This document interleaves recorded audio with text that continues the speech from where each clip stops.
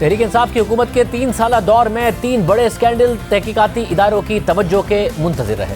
अगर उन स्कैंडल्स पर तहकीकाती इदारों की नज़र पड़ी भी तो या तो ये केसेस नोटिस लेने, इंक्वायरी या तहकीकात से आगे नहीं बढ़ सके, या फिर मामलात अदालतों में उलझ कर रह गए। ना कभी किसी हुकूमती शख्सियत की गिरफ्तारी हुई, ना ही किसी पर बाकायदा मुकदमा चला। ये 3 बड़े स्कैंडल्स हैं, पेशावर BRT, मालम जब्बा और बिलियन ट्री सुनामी। पहले पेशावर BRT की बात करते हैं। चेयरमैन नैब दिसंबर 2019 में दावा कर चुके हैं कि BRT केस में रेफरेंस तैयार है। टीवी पे एक साहबा तशरीफ लाई थी जो बहुत बड़ी पॉलिटिशियन भी हैं। उन्होंने ये 2 बातें की कि नैब कर क्या रहा है, नैब तो BRT में एक्शन नहीं ले रहा, नैब कर क्या रहा है, वो मालम जब्बा में एक्शन नहीं ले रहा। उनका शायद ये इल्म नहीं है कि दोनों एक्शन तैयार है। ऐसी बात नहीं है कि एक्शन तैयार नहीं है, रेफरेंसेस तैयार हैं, लेकिन जब अदालतों से स्टे विकेट होंगे तो फिर बारी आएगी ना रेफरेंसेस फाइल करने की।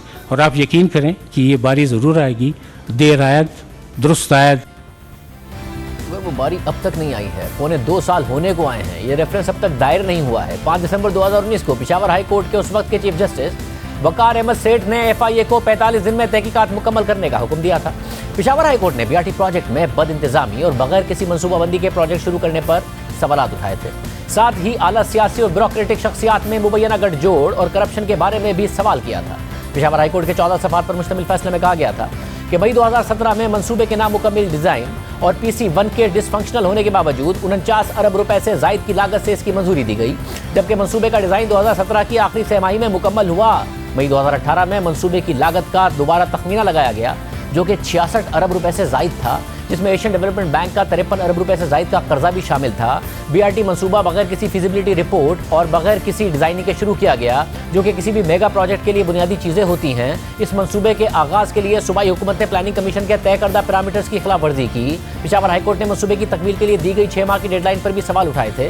फैसले में कहा गया कि 27 किलोमीटर तवील पेशावर मेट्रो, जिसमें मुख्तलिफ पुल, अंडरपासेस और दीगर इमारतें शामिल थीं, उसे 5 से 6 माह की महदूद मुद्दत में मुकम्मल होना था। फैसले के मुताबिक सियासी ऐलानात ने उजलत को जन्म दिया, जिससे गलतियां हुई और इस नतीजे में ताखीर हुई और लागत बढ़ी। पेशावर हाईकोर्ट के फैसले में BRT की लागत पर भी सवाल उठाए गए थे और कहा गया कि 27 किलोमीटर तवील पेशावर मेट्रो का तखमीना 66 अरब रुपए से जायद लगाया गया, जो तकरीबन 2 अरब 42 करोड़ रुपए फी किलोमीटर बनता है, जो कि हद से ज्यादा लागत है। अदालती फैसले में कहा गया कि गैर मुनासिब मनसूबाबंदी की वजह से प्रोजेक्ट को तब्दील किया गया, जिससे उसकी लागत में 35% इजाफा हो गया, जो कि कंसल्टेंट और सूबाई हुकाम की गैर मुनासिब प्लानिंग का सबूत है। आगाज से ही सूबाई हुकाम की जानिब से पेशावर मेट्रो के प्रोजेक्ट में बदइंतजामी का मुजाहरा किया गया। अब तक 3 प्रोजेक्ट डायरेक्टर तब्दील किए जा चुके हैं। BRT के मामलात में मुआवनत के लिए महकमा ट्रांसपोर्ट में भी भारी तनख्वाहों पर कंसल्टेंट को रखा गया, लेकिन वो किसी काम के नहीं निकले और सरकारी पैसे का सरासर जिया हुआ। अदालत ने लिखा कि ये खबरें भी सामने आई कि BRT प्रोजेक्ट्स के ठेके लेने वाले बेनिफिशरीज में कुछ ब्रोकर्स भी शामिल हैं। अदालत ने फैसले में लिखा कि तहरीक इंसाफ की हुकूमत ने बगैर किसी मंसूबे और विजन के इस प्रोजेक्ट का आगाज किया। इस मंसूबे की बगैर PC1 और बगैर फिजिबिलिटी रिपोर्ट की क्यों मंजूरी दी गई? क्या हुकूमत को अंदाजा नहीं था कि नाकाफी तैयारी के बगैर ऐसा करने से अवामी मसाइल का जिया होगा? हुकूमत मुसलसल ये कह रही है ये प्रोजेक्ट सब्सिडी से आज़ाद होगा, मगर प्रोजेक्ट का जो मौजूदा मुआशी मॉडल है उसमें कर्जों की अदायगी पर गौर नहीं किया गया। इस मॉडल की बुनियाद मुसाफिरों की तादाद के बजाय आमदनी पर रखी गई है। लगता है कि इस मंसूबे के लिए नाअहल कंसल्टेंट्स की खिदमत हासिल की गई, जो इस काबिल ही नहीं थे कि इस प्रोजेक्ट के आगे बढ़ने से मुतालिक अंदाजा लगा सके। इसके साथ साथ अदालत ने फैसले में कहा था कि मालूम किया जाए कि Parvez Khattak, director general Peshawar development authority, Azam Khan DG PDA, Shahbaz Ali Shah और वजीर ट्रांसपोर्ट शाह मोहम्मद में क्या गठजोड़ है और हेर फेर में ये गठजोड़ कैसे बना? वजीर आला हाउस में हफ्तावार इजलास हुए, इसके बावजूद मंसूबे में राब्तों का फुकदान था, जिससे खजाने को नुकसान हुआ। ये समझने की जरूरत है कि अहम फैसले उस वक्त क्यों लिए गए जब मंसूबे की मंजूरी ही नहीं हुई थी। अगले रुकवे में अदालत ने लिखा कि क्यों कंसल्टेंसी फर्म कार्लसन एंड मकबूल की खिदमत हासिल की गई, जबकि वो इसी तरह के मंसूबे में पंजाब में ब्लैक लिस्ट हो चुकी थी। ये तो एक तरीकाकार है कि जब कोई फर्म एक सूबे में ब्लैक लिस्ट हो जाए तो वो तमाम सूबों में ब्लैक लिस्ट हो जाती है। कंसल्टेंसी फर्म ने secretary transport, DG Peshawar development authority और कमिश्नर पेशावर को कीमती गाड़ियां दी। उन्होंने क्यों ये गाड़ियां कबूल की जबकि उनके पास बड़ी तादाद में गाड़ियां मौजूद थीं? गैर मुनासिब डिज़ाइन, बुनियादी डेटा की अदम दस्तियाबी और मेगा प्रोजेक्ट पर बुरे तरीके से अमल दरामद से मंसूबे की लागत में इजाफा हुआ। गलत अंदाजे और बदनज़मी के लिए मंसूबे के प्रिंसिपल कंसल्टेंट को 20 मिलियन रुपए यानी 2 करोड़ रुपए क्यों दिए गए? ट्रांस पेशावर के चीफ एग्जीक्यूटिव अल्ताफ अकबर दुरानी ने अपने ओहदे से इस्तीफा क्यों दिया? अल्ताफ अकबर दुरानी के एतराज़ के बावजूद भी बसों की खरीदारी का वर्क ऑर्डर क्यों जारी किया गया? असल तनाज़ा क्या था? बारिशों ने BRT ट्रैक पर होने वाले तामीरात के मयार का पोल खोल दिया, तामीराती कंपनी को सजा दी गई या उसे खुला छोड़ दिया गया? फैसले के अगले नुक्ते में लिखा गया था कि बीआरटी ट्रैक पर आहिनी बाढ़ नस्ब करने का ठेका इंतहाई महंगे दामों दिया गया, जिसमें ब्रोकरेट और साबिक सूबाई वजीर ठेकेदार के खामोश शराकतदार थे। मयार और मिकदार को जांचे बगैर पेशगी अदायगी कर दी गई। जबकि फैसले के अगले नुक्ते में कहा गया कि इस ठेके को मुनाफा बख्श बनाने के लिए आहिनी बाढ़ का डिजाइन ही तब्दील कर दिया गया। बीआरटी मंसूबे पर अमलदारी का जायजा लेने के लिए प्रोजेक्ट मैनेजमेंट यूनिट तश्कील दिया गया था, जिसे प्रोजेक्ट के जारी होने के बावजूद जून 2019 में बंद कर दिया गया, जिसके पीछे इरादा यह कि अगर मुस्तकबिल में तहकीकात की नौबत भी आए तो रिकॉर्ड खत्म कर दिया जाए। अदालत ने सवाल उठाया कि मंसूबे को 1 साल की मुतवक्के मुद्दत में क्यों मुकम्मल नहीं किया गया। अदालत ने फैसले में लिखा कि पेशावर मेट्रो के मामलात को देखने वाली ट्रांस पेशावर के पास मतलूबा सलाहियत मौजूद थी। इसके बावजूद बसों को चलाने और उसे संभालने की जिम्मेदारी एक और कंपनी को दे दी गई। इसी तरीके से आईटी सिस्टम की तनसीब का काम मौजूदा हुकूमत के आला ओहदेदार को फायदा पहुंचाने के लिए दिया गया। पेशावर मेट्रो के डिजाइन की तैयारी के लिए जिस कंसल्टेंट का इंतखाब किया गया, अदालत ने उस पर भी एतराज उठाया। फैसले में कहा गया कि पेशावर मेट्रो के तफसीली इंजीनियरिंग के डिजाइन के लिए निचली सतह के कंसल्टेंट की खिदमत हासिल की गई, जो कि इस मेगा प्रोजेक्ट के मतलूबा मयार पर पूरा नहीं उतरता था। इस मेगा प्रोजेक्ट की निगरानी ऐसी कंपनी को दे दी गई जो पहले ही इसी मंसूबे की तामीरात में कई गलतियां कर चुकी थी। इस मंसूबे में कई डिजाइन तब्दील हुए, जिसके नतीजे में लागत में इजाफा होता रहा। मंसूबे की डिजाइनिंग से पहले बाकायदा ट्रैफिक से मुतालिक स्टडी भी नहीं कराई गई, जिसकी वजह से बार बार तब्दीलियां करना पड़ी। कॉन्ट्रैक्ट पाकिस्तानी और चीनी कंपनी के ज्वाइंट वेंचर को दिया गया, मगर ऐसा लगता है कि यह सब कुछ सिर्फ टेक्निकल मयार को पूरा करने के लिए किया गया, क्योंकि चीनी कंपनी का किरदार अमल दरामद के वक्त कहीं दिखाई ही नहीं दिया। पहले दिन से ही प्रोजेक्ट से मुताल्लिक तमाम सरगर्मियों में बदनज़मी नजर आई, जिसकी वजह से मौजूदा ढांचा ज़ाया हुआ और दुरुस्त तरीके से इस्तेमाल नहीं हुआ। मरकजी ठेका सब कॉन्ट्रैक्टर को दे दिया गया, जिसकी मतलूबा महारत न होने की वजह से मंसूबे के मयार को नुकसान पहुंचा। अदालत ने अपने अगले नुक्ते में लिखा कि यह शर्म का मौका था जब तामीर के दौरान ही प्रोजेक्ट का स्ट्रक्चर टूट फूट का शिकार हो गया। बसों को चलाने के लिए मतलूबा जरूरियात पूरी ना होने की वजह से कई मकामात पर तामीर किए गए रास्ते को तोड़ना पड़ा और दोबारा से उन्हें मतलूबा साइज के मुताबिक तामीर किया गया ताकि बसें आसानी से गुजर सकें। फैसले के आखिर में पेशावर हाईकोर्ट ने FIA को मामले की तहकीकात करके 45 दिन में रिपोर्ट रजिस्ट्रार पेशावर हाईकोर्ट के पास जमा कराने की हिदायत की थी और उसके साथ ये भी हिदायत की थी कि इंक्वायरी रिपोर्ट में कोई कसूरवार निकला तो उसके खिलाफ कार्रवाई की जाए। जब ये फैसला सामने आया था तो उस वक्त हमारे प्रोग्राम में खैबर पख्तूनख्वा के वजीर शौकत यूसुफजई ने कहा था कि मंसूबा एक दफ़ा मुकम्मल होने दें, हम तहकीकात के लिए तैयार हैं। पिछले हफ्ते हमारे प्रोग्राम में कहा कि जो तहकीकात करानी करा लें, जो इल्ज़ाम है बताएं इसके ऊपर क्या है। अब पेशावर हाईकोर्ट कह रही है, पहले कहा तो आप लोगों ने नैब से जाके स्टे ले लिया। आप चेयरमैन नैब कहते हैं कि जी लोग मुझ पर तनकीद करते हैं कि पेशावर BRT पे कैसे तहकीकात करूँ, उन्होंने तो स्टे ऑर्डर लिया हुआ है सुप्रीम कोर्ट से। अब कहा तो अब आप फिर सुप्रीम कोर्ट जा रहे हैं, कहते हैं आप जब जो तहकीकात करा लें, या आप लोग फिर जब तहकीकात की बात होती है तो सुप्रीम कोर्ट चले जाते। पहले BRT मुकम्मल होने दें, जब BRT मुकम्मल हो जाएगी उसके बाद बिल्कुल तहकीकात कर ले। हम तो कोई भाग नहीं रहे ना, ये BRT भाग रही है। जब तहकीकात होगी तो डेफिनेटली कोई भी हाथ ही नहीं लगाएगा। हम तो तैयार हैं, हम तो कहीं भाग नहीं रहे।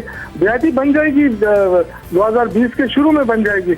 हमारे जो अपना टेन्योर है वो 2023 तक है इंशाल्लाह। तो हमें किस चीज़ की घबराना है? हम कोई भाग तो नहीं रहे। मगर सिर्फ पेशावर हाईकोर्ट का फैसला ही नहीं आया था। BRT से मुतालिक अप्रैल 2019 में ऑडिटर जनरल की रिपोर्ट भी सामने आई थी, जिसमें इस मंसूबे की शफाफियत पर सवाल उठाए गए और कहा गया था कि मंसूबे के मुआहदे में शामिल पाबंदियों की पैरवी नहीं की गई, मंसूबे की प्लानिंग नाकिस थी और तफसीली डिज़ाइन के अंदर मौजूदगी में काम तेज़ किया गया, जिसकी वजह से बहुत से मसाइल ने जन्म लिया। एशियन डेवलपमेंट बैंक ने जो मशवरे दिए उन्हें नज़रअंदाज किया गया। रिपोर्ट में यह भी कहा गया कि सूबाई हुकूमत के सियासी अज़ाइम मंसूबे की मनसूबाबंदी और अमल दरामद पर बुरी तरह जाहिर हुए। मतवातिर डेडलाइंस और डिज़ाइनिंग में तब्दीलियों की वजह से मंसूबे का मयार मुतासिर हुआ। इसी तरह अप्रैल 2019 में खुद वज़ीर आला खैबर पख्तूनख्वा की इंस्पेक्शन टीम ने इस मंसूबे की शफाफियत पर एतराज़ात उठाए, इल्ज़ामात भी लगाए और नाक़िस मनसूबाबंदी पर हुकूमत को कार्रवाई की सिफारिश भी की। लेकिन फिर तहरीक इंसाफ की खैबर पख्तूनख्वा हुकूमत को सुप्रीम कोर्ट से रिलीफ मिल गया। सुप्रीम कोर्ट ने फरवरी 2021 में पेशावर हाई कोर्ट के BRT से मुताल्लिक नैब तहकीकात के फैसले को कलअदम करार दे दिया और FIA को तहकीकात करने से रोक दिया। स्टे ऑर्डर में 1 महीने की तौसी कर दी। मगर पेशावर BRT मंसूबे की शफाफियत पर मुसलसल सवाल उठाए जाते रहे। मगर तहरीक इंसाफ की हुकूमत तहकीकात से बचने के लिए कानूनी सहारा लेती रही, स्टे ऑर्डर लेती रही, मगर साथ साथ ये भी कहती रही कि वो तहकीकात के लिए अभी तैयार नहीं है। तो पहले मंसूबा मुकम्मल हो जाए, फिर जितनी तहकीकात करनी है कर ली जाए। फिर मंसूबे का इफ्तिताह भी हो गया, मगर तहकीकात शुरू नहीं हो सकी है। 2 फरवरी को जब सुप्रीम कोर्ट का फैसला आया तो हमने उसी रोज़ खैबर पख्तूनख्वा के वज़ीर शौकत यूसुफजई को प्रोग्राम में दावत दी और उनसे एक बार फिर तहकीकात से मुतालिक सवाल किया। तो फिर उनका यही कहना था कि पहले मंसूबा मुकम्मल हो जाए, फिर चाहे तहकीकात कर लें।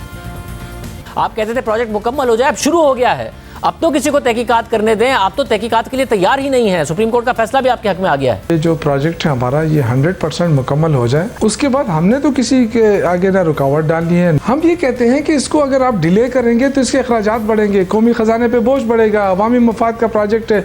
हमने यही बात उस पर हाई कोर्ट के सामने भी की और यही बात लेकर हम सुप्रीम कोर्ट भी गए कि BRT तो बन गई है, लेकिन BRT के साथ जो जुड़ी हुई जो 3 कमर्शियल प्लाजे हैं जो सेंटोरियस तर्ज के हैं, इस तरह जो और डेपोज हैं, फीडर रूट्स हैं, आपको पता है कि नेब एक दफ़ा घुस गया तो ये तो सारे रजिस्टर बंद हो जाएंगे, कोई हाथ ही नहीं लगाएगा इसको। कि आप मुकम्मल ही नहीं कर पाते हैं? आज कोई फाइनल तारीख बता दें कि इस तारीख को मुकम्मल कर देंगे, उसके बाद तहकीकात कर लें। तारीख तो मैं नहीं बता सकता कि इस तारीख को मुकम्मल हो। अब ये है कि दोबारा इस पे इंशाल्लाह काम जो है ना तेज़ी से शुरू हुआ है, तो मैं तो चाहूँगा कि एक दिन के अंदर मुकम्मल हो। फिर मजीद कई महीने गुजर गए, ना मनसूबा मुकम्मल हुआ, ना तहकीकात शुरू हो सकी, बल्कि यह खबर सामने आई कि खैबर पख्तूनख्वा हुकूमत ने गुज़िश्ता माली साल में भी पेशावर BRT को सब्सिडी दी और रवा साल भी सब्सिडी दी जा रही है। ये वो बात थी जो हम बार बार कई प्रोग्राम्स में बता चुके थे कि हुकूमत इस मंसूबे के लिए सब्सिडी देगी, उसे देना पड़ेगी, मगर तहरीक इंसाफ के रहनुमा और खैबर पख्तूनख्वा हुकूमत मुसलसल इससे इनकार करती रही। फिर 2 सितंबर को हमने एक मरतबा फिर शौकत यूसुफ़ज़ई से सवाल किया कि क्या ये मंसूबा बगैर सब्सिडी के चलेगा या कब मुकम्मल होगा और तहकीकात कब शुरू होंगी। तो देखिए क्या कहना। आप कहते थे सब्सिडी नहीं देंगे, 4 अरब रुपए से ज़ायद की सब्सिडी 2 साल में, सारे दावे गलत साबित हुए हैं। डेडलाइन से लेके, कॉस्ट से लेके, सब्सिडी तक।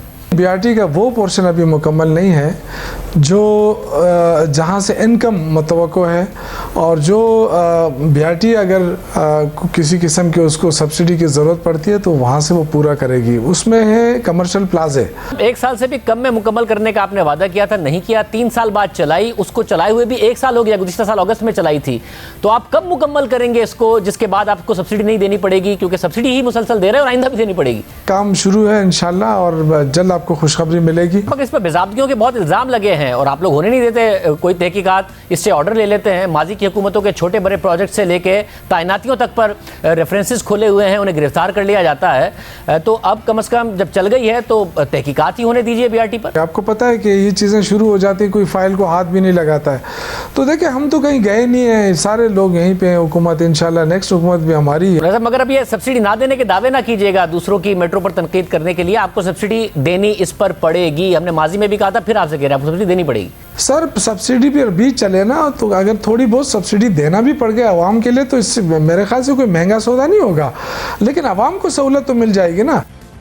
अब ये सूरत हाल है, ना BRT मुकम्मल हो रही है, ना तहकीकात शुरू हो रही है। दूसरा केस है मालम जब्बा केस, जिसमें गुज़िश्ता 3.5 साल तक नैब तहकीकात करता रहा। पहले इंक्वायरी की, फिर इन्वेस्टिगेशन की, रेफरेंस तैयार करने का खुद चेयरमैन नैब ने दावा किया और कहा कि तगड़ा केस है, इसका रेफरेंस तैयार है। मगर फिर नैब ने इस केस में तहकीकात अचानक ख़त्म कर दी और केस खैबर पख्तूनख्वा ही हुकूमत के चीफ सेक्रेटरी को भिजवा दिया।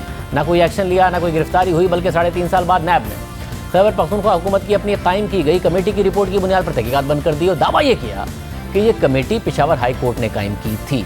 मालम जब्बा केस, जिसमें अहम हुकूमती अरकान शामिल हैं और खुद चेयरमैन नैब इस केस में बड़े सबूत होने का दावा कर चुके हैं। जुलाई के महीने में नैब ने इस केस के हवाले से अहम फैसला कर दिया।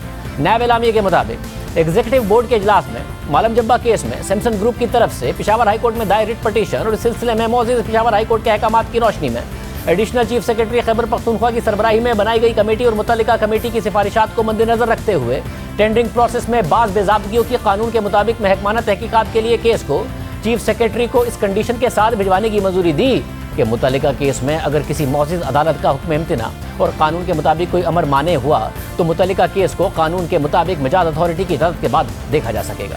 इस हवाले से जुलाई में ही द न्यूज़ में अरशद अजीज मलिक की खबर भी शाया हुई थी, जिसके मुताबिक नैब ने मालम जब्बा केस में तहकीकात मुकम्मल करने में 3.5 साल लगाए और कोई एक्शन लिए बगैर ही केस खत्म कर दिया। 7 जनवरी 2018 को जब यह स्कैंडल सामने आया तो उस वक्त चेयरमैन नैब ने इस केस को करप्शन और इख्तियारात के गलत इस्तेमाल की आला मिसाल करार देते हुए 9 जनवरी को इंक्वायरी का हुक्म दिया था।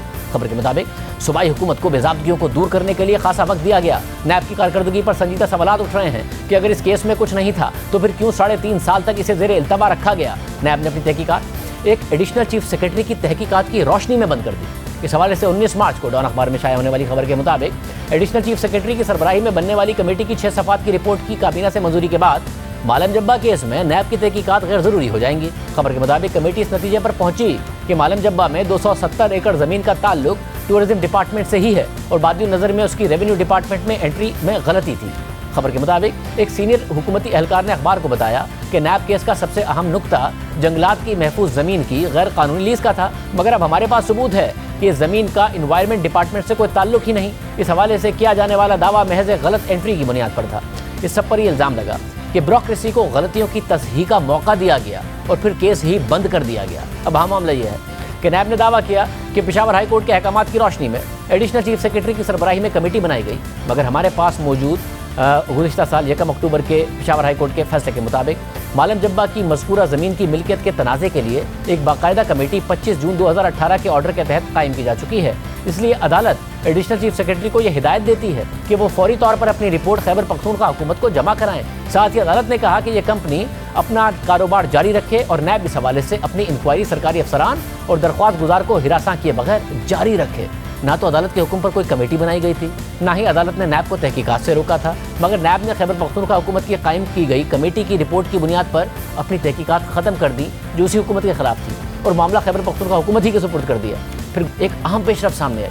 पेशावर हाई कोर्ट ने वाज़ेह किया कि अदालत की जानिब से नैब को मालम जब्बा केस बंद करने की कोई हिदायत ही नहीं दी गई थी। डॉन अखबार की खबर के मुताबिक पेशावर हाई कोर्ट में सिविल सोसाइटी की जानिब से दायर करदा पटिशन की समाअत के दौरान पेशावर हाई कोर्ट ने नैब से बिलियन ट्री सुनामी केस, मालम जब्बा केस और बैंक ऑफ खैबर में गैर कानूनी भर्तियों के खिलाफ केस की तफसीली रिपोर्ट तलब कर ली है।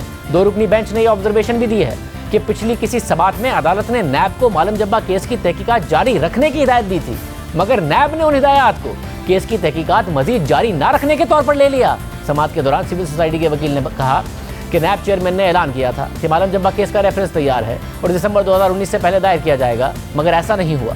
हालांकि उसके बाद नैब के एग्जीक्यूटिव बोर्ड की कई मीटिंग्स हो चुकी हैं। यानी अदालत का कहना है कि उसने नैब को हिदायत की थी कि मालम जब्बा केस की तहकीकात जारी रखी जाए, मगर नैब ने यह मौक़िफ़ अपनाया कि अदालत ने तहकीकात मजीद जारी ना रखने की हिदायत की है और केस ही बंद कर दिया, कुछ नहीं किया गया।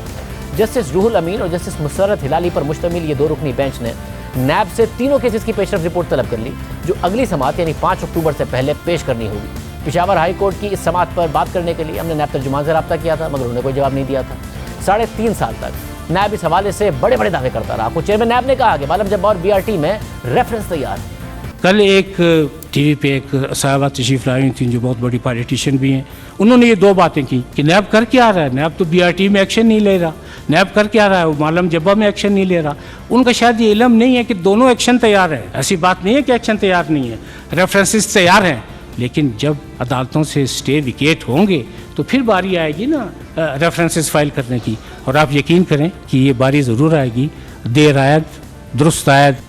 हमने इतना बड़ा दावा कर दिया कि मालम जब्बा केस में अदालत का कोई स्टे ऑर्डर ही नहीं था और अदालत ने तहकीकात रोकने का नहीं जारी रखने का कहा था और नैब ने तहकीकात बंद कर दी। और सिर्फ यही नहीं, चेयरमैन नैब का सिर्फ यही बयान नहीं है। इससे पहले मई 2019 में चेयरमैन नैब ने जावेद चौधरी से गुफ्तगू में मालम जब्बा केस के हवाले से कहा था कि अब चंद दिन की बात है, रेफरेंस मुकम्मल हो चुका है और आप बहुत जल्द परवेज़ खटक को भी लॉकअप में देखेंगे। बस मुझे सिर्फ एक खतरा है, मैं परवेज़ खटक की सेहत से डरता हूँ। वो अगर गिरफ्तार हो गए और अगर कुछ हो गया तो नैब मज़ीद बदनाम हो जाएगा, लेकिन इसके बावजूद ये होकर रहेगा। मालम जब्बा का रेफरेंस तगड़ा है, परवेज़ खटक को भी अपनी करप्शन का हिसाब देना होगा। बाद में नैब इस गुफ्तगू की तरदीद भी करता रहा, मगर जावेद चौधरी इस गुफ्तगू पर कायम रहे। ये थे मालम जब्बा केस में नैब के दावे, नैब चेयरमैन के दावे, मगर अब नैब ने इस केस की तहकीकात ही ख़त्म कर दी है। और साथ ही अरशद मलिक जो मालम जब्बा केस के हक़ाइक़ सामने लाए, तहकीकात ख़त्म होने पर उनकी राय देखिए। आपको लग रहा है मेरिट पर ख़त्म किया गया? आप कैसे देख रहे हैं, आपकी तहकीकात क्या कहती हैं? जब हमने 7 जनवरी 2018 को ये ख़बर शाया की तो 8 जनवरी को चेयरमैन नैब ने इसका नोटिस लिया और कहा कि जी ये करप्शन और मिसयूज़ ऑफ अथॉरिटी का एक मिसाली केस है। तकरीबन 3.5 साल गुजर गए हैं, लेकिन किसी अदालत ने इस पर स्टे नहीं दिया था, कोई हुक्म इम्तनाई नहीं था और नैब को जो आखिरी आर्डर आया उसमें भी कहा गया था कि भाई आप अपनी कार्रवाई जारी रखें। लेकिन लगता यूँ है कि ये एक फ़िक्स मैच था जिसमें गवर्नमेंट और नैब और उसके साथ जो है ब्यूरोक्रेट्स जो है इन्होंने मिलकर एक प्लानिंग के साथ इस चीज़ को ख़त्म किया।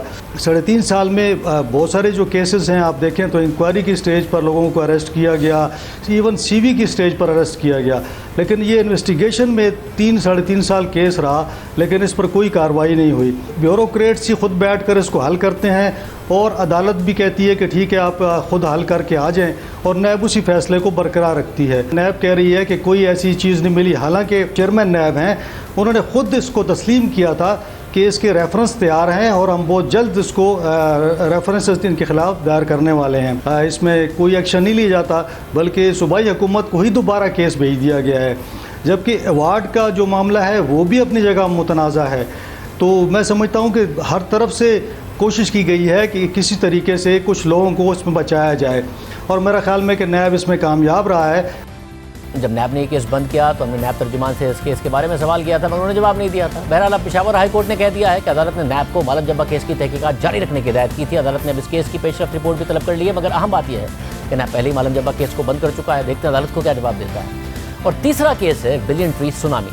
सितंबर 2020 में नैब की जानिब से बिलियन ट्री सुनामी मंसूबे के खिलाफ बाकायदा तहकीकात का हुक्म दिया गया था। नैब की 9 सितंबर को सामने आने वाली प्रेस रिलीज के मुताबिक चेयरमैन नैब ने खैबर पख्तूनख्वा हुकूमत के मंसूबे बिलियन ट्री सुनामी के खिलाफ 4 अलग अलग इन्वेस्टिगेशंस 6 इंक्वायरीज की मंजूरी दी थी। Billion tree tsunami Tehreek Insaf की खैबर पख्तूनख्वा हुकूमत का फ्लैगशिप मंसूबा है। तहरीक इंसाफ का दावा है कि इस मंसूबे के तहत सूबे भर में 1 अरब से ज़ायद दरख्त लगाए गए।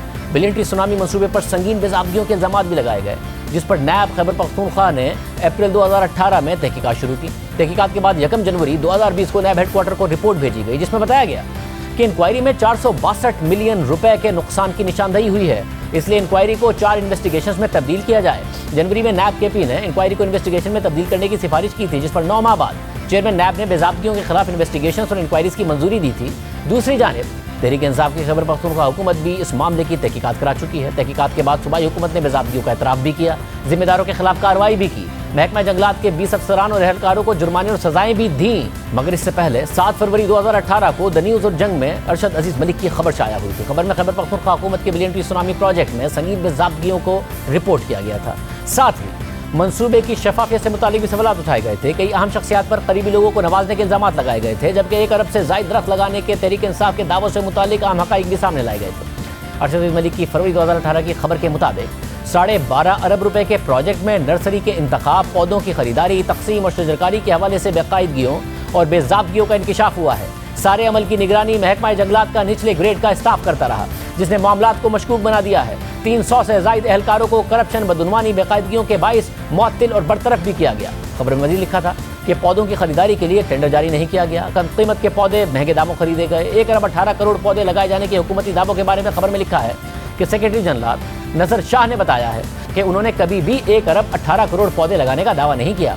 सूबे में 24 करोड़ पौधे लगाए गए हैं। 15 करोड़ 30 लाख पौधे मुफ्त लोगों में शजरकारी के लिए बांटे गए हैं, जबकि 75 करोड़ से ज़ायद पौधे ऐसे हैं जो जंगलात में हुकूमती इक़दामात की बदौलत खुद ब खुद उग गए हैं। इन सबको मिलाकर 1 अरब 18 करोड़ तादाद बताई जाती है। जब यह खबर छाया हुई तो तहरीक इंसाफ ने इसकी तरदीद की। सेक्रेटरी जंगलात ने रिपोर्टर अरशद मलिक के खिलाफ मुकामी अदालत में हतक इज़्ज़त का दावा कर दिया। अदालत ने खबर को हक़ाइक़ पर मबनी करार देकर हतक इज़्ज़त का दावा खारिज कर दिया। बाद में खुद तहरीक इंसाफ की हुकूमत ने जो इंक्वायरीज कराई उनमें भी बेज़ाब्तियों की निशानदेही हुई, और फिर चेयरमैन नैब ने भी इंक्वायरीज को इन्वेस्टिगेशन में तब्दील कराने की मंजूरी दे दी। इसके बाद 1 दिसंबर 2020 को सुप्रीम कोर्ट ने दरियाओं, नहरों के किनारों पर शजरकारी से मुताल्लिक केस की समाअत के दौरान बिलियन ट्री सुनामी मंसूबे का नोटिस लेते हुए इस हवाले से तमाम रिकॉर्ड तलब कर लिया था। समाअत के दौरान चीफ जस्टिस गुलजार अहमद ने रिमार्क्स दिए कि सेक्रेटरी मौसमियाती तब्दीली 10 अरब दरख्तों के मंसूबे का सारा रिकॉर्ड लेकर आएँ। अदालत ने इस्तफसार किया कि खैबर पख्तूनख्वा का बिलियन ट्री सुनामी कहाँ है। सूबे में लाखों दरख्त काटे जाते हैं, नथिया गली में दरख्त कट रहे हैं, नारायण का आगान कचरा बन गया है, कुमराट, मालम जब्बा, पेशावर कहीं दरख्त नहीं, जिस पर एडवोकेट जनरल केपी ने बताया कि मजमूई तौर पर 73 लाख दरख्त लगाए हैं और 3 करोड़ 90 लाख लगाने का प्लान है। अदालत ने बिलियन ट्री सुनामी मंसूबे की तमाम तफसीलात तलब करी और अदालत ने कहा कि आगाह किया जाए कि मंसूबे पर अब तक कितने फंड खर्च हुए। फंड खर्च होने का जवाब भी बिमा रिकॉर्ड पेश किया जाए। यानी बिलियन ट्री सुनामी मंसूबे में मुबैना करप्शन का नोटिस नैब ले चुका है। सुप्रीम कोर्ट भी इस मंसूबे पर सवालात उठाते हुए रिकॉर्ड तलब कर चुकी है। नैब को नोटिस लिए हुए भी 1 साल होने को आया है, मगर आज तक ना कोई गिरफ्तारी हुई है, ना ही ये पता चला है कि तहकीकात कहाँ तक पहुँची है। हमने तर्जुमान नैब से पूछा था कि ये केस कहाँ तक पहुँचा है, तो उन्होंने कोई जवाब नहीं दिया। तो हमें शामिल करते हैं।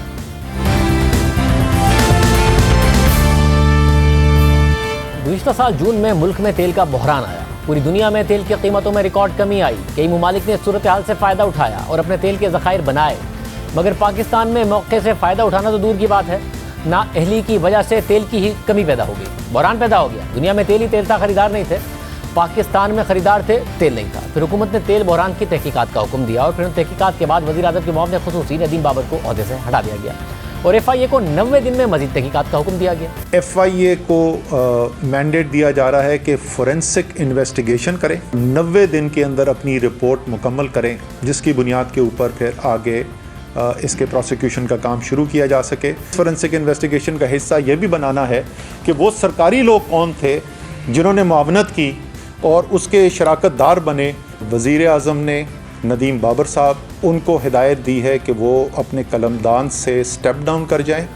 और अब 5 माह से ज़्यादा हो गए हैं, 3 माह के अंदर अंदर तहकीकात होनी थी, 5 माह से ज़्यादा हो गए हैं, अब भी FIA ने तहकीकात मुकम्मल नहीं की। FIA ने वफाकी काबीना की कमेटी बराए तवानाई को गुज़िश्ता दिनों बताया कि जून 2020 के गैस बहरान में बड़ी मछलियाँ मुलव्विस हैं और वो FIA पर दबाव डाल रही हैं। जफर भुट्टा की खबर के मुताबिक असद उमर की सरबराही में काबीना कमेटी का इजलास हुआ, जिसमें FIA हुकाम ने कमेटी को बताया कि जब भी हम तहकीकात के लिए ऑयल मार्केटिंग कंपनीज के हुकाम को तलब करते हैं तो वो हम पर दबाव डालना शुरू कर देते हैं और हमें आला हुकाम की तरफ से कॉल्स आने लगती हैं। साथ ही FIA के हुकाम ने कमेटी को अब तक की गई तहकीकात की पेशरफ से भी आगाह किया और कमेटी को यकीन दिलाया कि वो सितंबर के आखिर तक इस हवाले से ठोस पेशरफ से आगाह करेंगे। इजलास के दौरान असद उमर ने तहकीकात में ताख़ीर पर बरहमी का इज़हार किया और कहा कि FIA को दी गई डेडलाइन गुजर चुकी है मगर अब तक रिपोर्ट मुकम्मल नहीं हुई है। खबर के मुताबिक ऑयल मार्केटिंग कंपनीज को शिकायत है कि FIA उन्हें हिरासा कर रही है। इस हवाले से ऑयल मार्केटिंग एसोसिएशन ने सेक्रेटरी पेट्रोलियम से मुलाकात भी की है। इसके अलावा वफाकी वज़ीर हमाद ज़र को ख़त भी लिखा है। बहरान को आए 1.25 साल गुजर चुका है, मज़ीद तहकीकात के ऐलान को 5 माह से ज़्यादा हो चुके हैं। तहकीकात अभी तक मुकम्मल नहीं हो सकी हैं, बल्कि FIA शिकायत कर रहा है कि बहरान में मुलविस अफराद दबाव डाल रहे हैं। गुज़िश्ता साल दिसंबर में लाहौर हाई कोर्ट के हुक्म पर हुकूमत ने पेट्रोल बहरान की तहकीकाती रिपोर्ट जारी की थी, जिसमें बताया गया था कि जून में पेट्रोल का बहरान कैसे आया। वो वक्त था जब दुनिया में तेल ही तेल था, सस्ता तरीन मिल रहा था, तेल बहुत था, ख़रीदार नहीं थे। पाकिस्तान में अवाम पेट्रोल पंप पर लाइन लगा कर खड़े थे मगर तेल नहीं था और उन्हें तेल बेचने वाली कंपनियों ने 150 रुपए का महंगा हाई ऑक्टेन खरीदने पर मजबूर कर दिया था। और ये बात हमने नदीम बाबर के सामने रखी थी।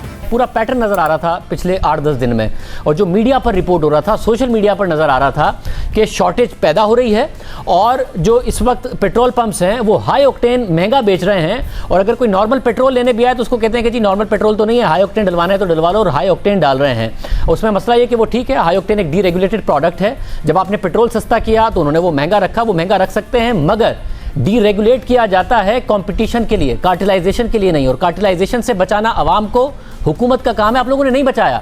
PSO हुकूमती इदारा है, वो भी साथ मिल गया। हम इस पे ऑलरेडी इंक्वायरी शुरू कर चुके हैं। चूंकि PSO हमारी अपनी कंपनी थी, स्टेट की आप समझ लें, although it's a listed independent company, हमने इमीडिएटली उनको नोटिस भेजा कि आप हमें बताएं कि प्राइसेस नीचे आई हैं, तो आपने HOBC को एडजस्ट क्यों नहीं किया। अवाम का और मुल्क का अरबों रुपए का नुकसान हुआ तो फ़ायदा किसने उठाया? जब तेल की कीमतें कोरोना की वजह से $20 फी बैरल से भी नीचे गिर गई थी और पाकिस्तान में दरामद पर पाबंदी लगा दी गई थी, पेट्रोल गायब हो गया। खुद हुकूमती रिपोर्ट के मुताबिक 25 मार्च 2020 को DG ऑयल की तरफ से ख़त में कंपनीज को पहले से बुक्ड कार्गोज को भी मनसूख करने की हिदायत कर दी गई थी। इस अमल के लिए सिर्फ वजारत पेट्रोलियम जिम्मेदार है। रिपोर्ट के मुताबिक कोई भी आम आदमी ये समझ सकता है कि तेल की दरामदात पर यह पाबंदी तारीख में सबसे कम तेल की कीमतों के वक्त पर की गई। इस मौके पर तेल की दरामदात पर पाबंदी लगाना दानिशमंदी के खिलाफ था। रिपोर्ट के मुताबिक अगर वजारत पेट्रोलियम ने एहतियात से काम लिया होता तो वो लोकल रिफाइनरी से फरवरी से लेकर मार्च तक स्टॉक की मुंतकली को यकीनी बनाती और ऐसी पाबंदी की जरूरत ही ना पड़ती। मजीद ये है कि अगर ऑयल मार्केटिंग कंपनीज का दरामदी कोटा बढ़ा दिया जाता तो मुल्क को ज़र मुबादला की मद में काफ़ी फ़ायदा पहुंचता। रिपोर्ट के मुताबिक दीगर कंपनियों की गफलत का सारा बोझ वजारत पेट्रोलियम ने सरकारी कंपनी PSO पर डाल दिया। जून के महीने में PSO को मजबूर किया गया कि वो महंगे दामों तेल दरामद करके कम कीमत पर फरोख्त करे, जिसकी वजह से PSO को 7 से 8 अरब रुपए का नुकसान हुआ। यानी जो प्राइवेट कंपनियां थीं उन्हें फ़ायदा पहुंचाया गया, उन्होंने तेल दरामद करके ज़ख़ीरा करना शुरू कर दिया। और जब हुकूमत ने तेल की कीमतें बढ़ाईं तो महंगे दामों से फ़रोख्त करना शुरू कर दिया, मगर जो हुकूमत की अपनी कंपनी है उससे महंगे दामों दरामद कराया गया और सस्ते दामों फ़रोख्त कराया गया। दोनों सूरत में नुकसान हुकूमत और आवाम का हुआ, लेकिन फ़ायदा प्राइवेट कंपनीज लेकर चली गई। खुद हुकूमत की अपनी रिपोर्ट के मुताबिक कोई भी दलील इस फैसले की वजह से पड़ने वाले असरात का इजाला नहीं कर सकती, जिसकी वजह से जून में पेट्रोल के बहरान का पैदा होना भी शामिल है। रिपोर्ट के मुताबिक वजारत पेट्रोलियम स्ट्रेटेजिक स्टोरेज को तैयार करने में नाकाम हुआ। आलमी मंडी में तेल की कीमतें गिरने से पाकिस्तान को बहुत फ़ायदा पहुंचता। स्ट्रेटेजिक स्टोरेज की वजह से भारत ने बहुत फ़ायदा उठाया और आलमी मंडी में तेल की कीमतें गिरने के बाद उसने अपने स्टोरेज को भर दिया, जिसमें कमर्शियल और स्ट्रेटेजिक पेट्रोलियम रिजर्व भी शामिल हैं। और भारत ने 50 मिलियन बैरल्स की फ्लोटिंग स्टोरेज भी रखी। रिपोर्ट के मुताबिक आलमी मंडी में मार्च और मई के महीने में तेल की कीमतें तारीखी गिरावट का शिकार थीं और जून के महीने में पाकिस्तान में पेट्रोल का बहरान पैदा हो गया। ये एक ऐसी अफसोसनाक कहानी है जिसमें एक मौके को, एक अपॉर्चुनिटी को बहरान में बदल दिया गया। तहकीकाती कमीशन ने सिफारिश की कि वफाकी हुकूमत बहरान के दौरान गैर कानूनी तरीके से मुनाफा कमाने वाली ऑयल कंपनियों से रिकवरी करे। यह कमीशन की रिपोर्ट और इसकी सिफारिशात गुज़िश्ता बरस मार्च और अप्रैल में दुनिया भर में तेल की कीमतों में वाज़ेह कमी आई थी। यह बेहतरीन मौका था कि हुकूमत इससे फ़ायदा उठाती है और तेल को ज़ख़ीरा करती है, मगर हुकूमत ने तेल की कीमतों में रिकॉर्ड कमी का फ़ायदा उठाने का मौका भी ज़ाया कर दिया। दुनिया में तेल ही तेल था मगर ख़रीदार नहीं थे। पाकिस्तान में ख़रीदार थे मगर तेल नहीं था। जून 2020 में पाकिस्तान से तेल गायब हो गया। हालांकि गुज़िश्ता साल अप्रैल में जब आलमी मंडी में तेल की कीमतों में रिकॉर्ड कमी आई तो उस वक्त वज़ीर आज़म के मामले ख़ुसूसी बराए पेट्रोलियम नदीम बाबर ने मौक़िफ़ अख्तियार किया था कि हमने वज़ारत बहरी उमूर को कहा है कि एक फ्लोटिंग स्टोरेज बनाएं और अपने टैंकर्स में ज़ख़ीरा कर लें। साथ ही हमारे पास जितनी भी ज़ख़ीरा करने की सलाहियत है उसमें भी चंद महीने के लिए ज़ख़ीरा कर रहे हैं। पर हमने वज़ीर बराए बहरी उमूर अली ज़ैदी से रब्ता किया था और पूछा था कि वज़ारत पेट्रोलियम ने आपकी वज़ारत से तेल ज़ख़ीरा करने के लिए फ्लोटिंग स्टोरेज का कहा था तो वो क्यों नहीं हो सका। तो अली ज़ैदी ने जवाब दिया था कि ये बात मुझे वज़ारत पेट्रोलियम ने नहीं कही थी, बल्कि मैं खुद काबीना में समरी लेके गया था कि तेल बहुत सस्ता मिल रहा है। वज़ारत बहरी उमूर ने फ्लोटिंग स्टोरेज के लिए प्रपोजल बनाया है मगर वज़ारत पेट्रोलियम ने हमारे प्रपोजल को महंगा कहकर मुस्तरद कर दिया था। इसके अलावा नदीम बाबर ने मुस्तकबिल का प्लान भी बताया था कि कॉल ऑप्शंस करेंगे ताकि मुस्तकबिल में भी पाकिस्तान को सस्ता तेल मिलता रहे।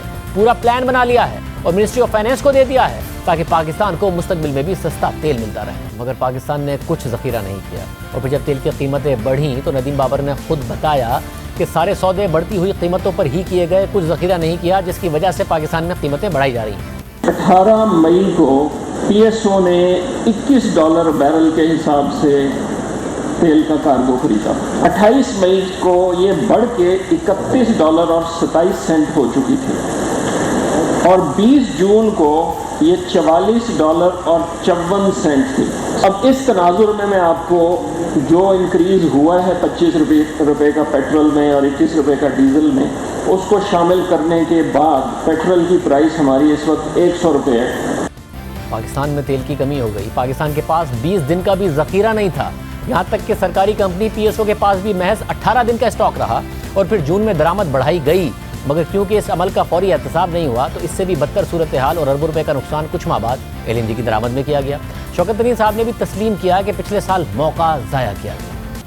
पिछले साल एक आइडियल मौका था। हुकूमत कहती ज़रूर रही, नदीम बाबर साहब, डॉक्टर हफीज़ शेख साहब, कि जी हम हेजिंग की तरफ सोच रहे हैं ताकि सस्ता ऑयल फ्यूचर के लिए हेज कर लें। LNG का बड़े अच्छे मौके थे, हमें तो जो अपने लॉन्ग टर्म कॉन्ट्रैक्ट हैं उसका स्वाप मिल रहा था, नहीं किया। पिछले साल एक मौका ज़ाया किया जब कोविड बहुत ऊपर था, कीमतें बहुत नीचे थी, जो एक मौका मिल रहा था, आइडियल मौका। बिल्कुल आपकी बात है, हेजिंग होनी चाहिए थी। तो ये हेजिंग के मतलब ये बिल्कुल इतने एवर्स हैं और इनको कहा जाए तो कहते हैं हाँ जी हम देख रहे हैं, सोच रहे हैं, ये कर रहे हैं। तो हमें ये एक मैकेनिज्म बनाना पड़ेगा कि एक हमारे एक इंस्टीट्यूशनल मैकेनिज्म बनाना पड़ेगा कि हम इसको प्रोफेशनली डील करें। जब प्राइस ऊपर जाती हैं, नीचे जाती हैं, तो एक हमारा जो कोई डिपार्टमेंट होना चाहिए। मगर ये तहरीक इंसाफ की हुकूमत का पहला बहरान नहीं है जिसका एहतसाब नहीं हुआ। 2018 में भी गैस का बहरान आया। 2018 में हुकूमत आते ही आया, हुकूमत LNG मंगवाना भूल गई। तो उस वक्त के वजीर पेट्रोलियम गुलाम सरवर ने सुई साउथ और सुई नॉर्थ के MDs पर जिम्मेदारी डालकर उन्हें ओहदे से हटवा दिया।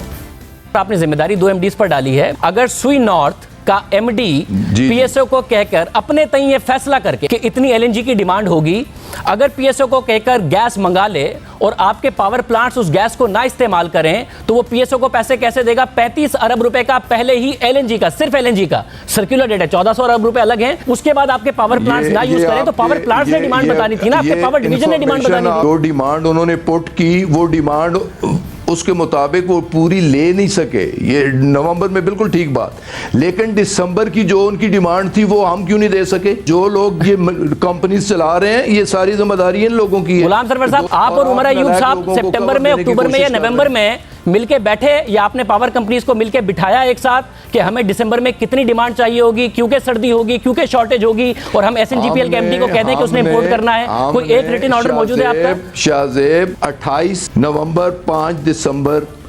एक हफ्ते में 2 CCO की मीटिंग हुई। CCO की मीटिंग मैंने खुद चेयर की, उसमें पावर सेक्टर भी मौजूद था। उनसे फर्म हमने डिमांड ली, 1 साल पूरे की डिमांड ली। अब हमने फर्म डिमांड ले ली है, अब फर्म ऑर्डर हम प्लेस करेंगे। ये आइंदा ये मिसमैनेजमेंट, ये मैस आइंदा पैदा नहीं होगी। वज़ीर-ए-आज़म ने इंक्वायरी का ऐलान किया, फिर गुलाम सरवर को वज़ीर पेट्रोलियम के ओहदे से हटा दिया, मगर उन्हें वज़ीर हवाबाजी लगा दिया और नदीम बाबर को मुशीर पेट्रोलियम लगा दिया। सिर्फ यही नहीं, जब गुज़िश्ता बरस कोरोना के दौरान LNG की कीमतें क्रैश कर गईं और गनवर के साथ एक कार्गो का मुआहदा अपनी 5 साल मुद्दत पूरी कर रहा था तो नए मुआहदे नहीं किए। हम उस वक्त तवील मुद्दती मुआहदों की अहमियत पर जोर देते तो वुज़रा कहते कि ज़रूरत ही नहीं। मकसद लॉन्ग टर्म कॉन्ट्रैक्ट के तो आप मुझे एक मगर लॉन्ग टर्म कॉन्ट्रैक्ट के आप खिलाफ हैं और आपने 800 के कॉन्ट्रैक्ट तो पिछली हुकूमत कर गई हुई है। मैं इससे ज़्यादा कॉन्ट्रैक्ट कर लूँ लॉन्ग टर्म 1000 के कर लूँ तो वो जो 200 एडिशनल मैं ले रहा हूँ वो जो साल में 1/3 पीरियड ऐसा आता है कि वो मेरे पास डिमांड नहीं है, मैं उसका क्या करूँ? अगर ऐसा है तो मुझे लतीफ़ बाबर साहब, अगर ऐसा है स्पॉट पे उठाना पड़ेगा ना। मगर फिर बाद में खुद यू टर्न लेकर कतर से तवील मुद्दती मुआहदा किया, मगर उसके तहत कार्गो इस साल के आखिर में आना शुरू होंगे। यानी गुज़िश्ता सर्दियों और गर्मियों में मुल्क को बहरान में डाल दिया गया। गैस और बिजली की लोड शेडिंग अलग की गई और महंगी LNG अलग खरीदी गई। कोरोना के दौरान ट्रैफिकरा कंपनी ने पाकिस्तान, कतर, गनवर और ENI के साथ किए गए तवील मुद्दती मुआहदों में 2 साल में 200 अरब रुपये बचाने की पेशकश की और स्लोप की जगह पाकिस्तान के तवील मुद्दती मुआहदों को $3.60 से $4.25 तक का फिक्स रेट देने की ऑफर की, मगर हुकूमत ने कुछ नहीं किया। यानी सिर्फ इस साल में पाकिस्तान इन तवील मुद्दती मुआहदों पर $1.5 अरब बचा लेती और इस ऑफर को बैन अल-अक़वामी मार्केट में ले जाकर टेंडर किया जा सकता था, मगर कुछ नहीं किया गया।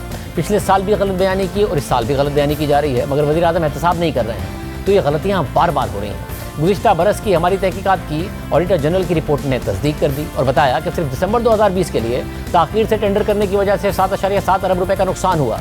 इसी तरह अगस्त और सितंबर के लिए ताख़ीर से टेंडर करने की वजह से 1.65 अरब रुपये का नुकसान किया गया। ऑडिटर जनरल की रिपोर्ट के मुताबिक रवा साल जनवरी के लिए ताख़ीर से टेंडर करने की वजह से 1.3 अरब रुपये का नुकसान हुआ। ऑडिटर जनरल ने अपनी रिपोर्ट में लिखा कि इंतजामिया ने मुल्क में सर्दियों में गैस की डिमांड बढ़ने के तारीखी रुझान को मद्देनजर नहीं रखा और साथ साथ बैनुल अक़वामी मार्केट में LNG की कीमतों में इजाफे के रुझान पर भी नज़र रखने में नाकाम हुई। ऑडिटर जनरल ने अपनी रिपोर्ट में मज़ीद लिखा कि कमज़ोर प्लानिंग और गलत फैसलों के नतीजे में देर से LNG टेंडर किए गए और इसी वजह से महंगे दामों LNG खरीदी गई। इसके अलावा ऑडिटर जनरल ने अपनी रिपोर्ट में यह भी बताया कि टर्मिनल्स को पूरी तरह इस्तेमाल ना करने की वजह से 11.3 अरब रुपए का इजाफी नुकसान हुआ। यानी चंद टेंडर्स का ऑडिटर जनरल ने मुशाहिदा किया और उस नुकसान की तस्दीक की जो हम अपने प्रोग्राम में उठाते रहे थे। हम गुज़िश्ता बरस ही वज़ारत पेट्रोलियम की नाअहली और फैसलों में ताख़ीर की वजह से 122 अरब रुपए का नुकसान आवाम को बता चुके थे। 2018 में LNG टर्मिनल पूरी तरह इस्तेमाल ना करने पर $45 मिलियन अदा किए। फिर 2019 और 2020 में भी टर्मिनल पूरा इस्तेमाल नहीं किया जा सका, पैसे ज़ाया किए गए, यानी तकरीबन 25 अरब रुपए का नुकसान किया गया। 30 अरब रुपए का नुकसान इस साल के 9 महीने में फर्नेस ऑयल से महंगी बिजली पैदा करके किया गया। 20 अरब रुपए का नुकसान फर्नेस ऑयल से बिजली पैदा करने की वजह से इन सर्दियों में होगा। 10 अरब रुपए का नुकसान 2018 की सर्दियों में कर दिया गया। 35 अरब रुपए का नुकसान गर्मियों में सस्ती LNG मिलने के बावजूद और ये पता होने के बावजूद कि दिसंबर में पाकिस्तान को LNG चाहिए होगी, फिर भी ऑर्डर करने में देर की गई क्योंकि पाकिस्तान अब LNG महंगी खरीद रहा है। इस वजह से 1.5 अरब रुपए का नुकसान अगस्त और सितंबर में देर से LNG खरीदने की वजह से कर दिया गया, हालांकि डिमांड का अच्छी तरह पता था। यानी मुल्क का 122 अरब रुपए का नुकसान सिर्फ गलत फैसलों की वजह से और फैसलों में ताख़ीर की वजह से किया गया। और ये सब नुकसान इसके अलावा है जो इस दौरान गलत फैसलों की वजह से कभी बिजली ना होने और कभी गैस ना होने की वजह से मुल्क के अवाम को और इंडस्ट्री को हुआ। इसी तरह गुज़िश्ता दिनों सेक्रेटरी पेट्रोलियम ने सेनेट की कायमा कमेटी के सामने गलत बयानी की, उसके हक़ाइक़ भी आपके सामने रखे थे। सेनेट की कायमा कमेटी बराए पेट्रोलियम के इजलास में तहरीक इंसाफ से ताल्लुक़ रखने वाली कमेटी के चेयरमैन अब्दुल कादिर ने सेक्रेटरी पेट्रोलियम से पूछा कि जब हमें पता होता है कि किन महीनों में क्या डिमांड है तो प्लानिंग क्यों नहीं की जाती, मुनासिब मनसूबाबंदी ना करके क्यों अरबों रुपए का नुकसान कर रहे हैं। तो सेक्रेटरी पेट्रोलियम ने जवाब दिया कि अप्रैल में दिसंबर के लिए LNG के सौदे नहीं कर सकते, ऐसे पहले से सौदों के लिए भारी गारंटी भी देनी पड़ती है। PSO गारंटी नहीं दे सकता जिस पर 150 अरब रुपए का कर्जा है। सुई नॉर्दर्न पे भी 400 अरब रुपए के गर्दिशी कर्जा चढ़ा हुआ है। यानी हर दफ़ा एक नया बहाना बना दिया जाता है, अपनी नाअहली को छुपाया जाता है। गुज़िश्ता बरस कहा कि मुमकिन ही नहीं है कि इंटरनेशनल मार्केट से सर्दियों के लिए गर्मियों में LNG खरीदी जाए। फिर कायमा कमेटी से गलत बयानी की कि अगर पहले LNG ऑर्डर की जाए तो पैसे नहीं हैं PSO के पास क्योंकि बहुत ज़्यादा पैसे देने पड़ते हैं, मगर ऐसा कुछ नहीं है क्योंकि जब PLL और PSO टेंडर करते हैं तो पहले तमाम सप्लायर्स $3 लाख का बॉन्ड देते हैं सप्लायर्स। फिर जिनकी बिड्स मुस्तरद होती है उनके पैसे वापस कर दिए जाते हैं और जिन सप्लायर्स की बिड मंजूर होती है वो तकरीबन 10% का परफॉर्मेंस बॉन्ड देते हैं ताकि आपके पास सिक्योरिटी हो कि वो LNG देगा, भाग नहीं जाएगा। यानी PSO या PLL पैसे नहीं देते, पाकिस्तान पैसे नहीं देता, बल्कि सप्लायर ने पैसे देने होते हैं और फिर डिलीवरी से 15 दिन पहले PSO या PLL LC खोलते हैं ताकि अगर वो LNG लाए, सप्लायर LNG लाए तो उसके पास पैसे की गारंटी हो।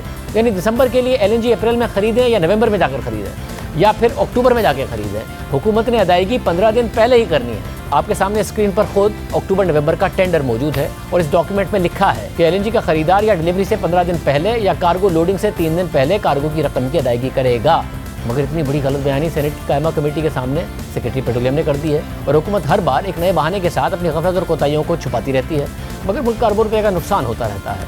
तहरीक इंसाफ की हुकूमत के 3 साल में सबसे ज़्यादा स्कैंडल, नाअहलियाँ और नाकामियाँ वज़ारत पेट्रोलियम और तवानाई में नजर आई हैं। 2018 का LNG बहरान, 2020 का पेट्रोलियम बहरान, फिर 2020 में ही LNG का बहरान और 2021 का LNG और बिजली दोनों का बहरान। बार बार तहकीकात का ऐलान किया गया मगर फिर कुछ नहीं हुआ। वज़ीर-ए-आज़म बार बार मुशीर और वज़ीर बदलते रहते हैं मगर न किसी का एहतसाब हुआ, न कोई टीम बन सकी। आवाम को 122 अरब रुपए का नुकसान पहले 2.5 साल में हो गया, इस साल मजीद नुकसान हो रहा है। साथ साथ अवाम 3 गैस के बहरान, 1 तेल का बहरान और 1 बिजली का बहरान भी भुगत चुके हैं। कभी नदीम बाबर और उमर अयूब से ताबिश गौहर के अख्तलाफात हो जाते हैं, कभी अली जैदी और नदीम बाबर में अख्तलाफात हो जाते हैं, कभी अली जैदी और ताबिश गौहर आमने सामने आ जाते हैं, कभी ताबिश गौहर हमाद अज़हर को ख़त लिख के बताते हैं कि वजारत में क्या होना चाहिए और वजारत में मुदाखलत की शिकायत अलग रहती है। 2018 से इन लड़ाइयों और अख्तलाफात में अवाम का नुकसान ही नुकसान हो रहा है और वजारत पेट्रोलियम की अपनी नाअहलियाँ उसमें बड़ा किरदार अदा कर रही हैं। गुज़िश्ता बरस सस्ता तरीन तेल और सस्ती तरीन LNG खरीदने का मौका ज़ाया किया गया और आज अवाम को महंगी तरीन कीमतें भुगतनी पड़ रही हैं। 2018 से वजारत तवानाई और पेट्रोलियम का यही हाल है। इजाज़त दीजिए, अल्लाह हाफ़िज़।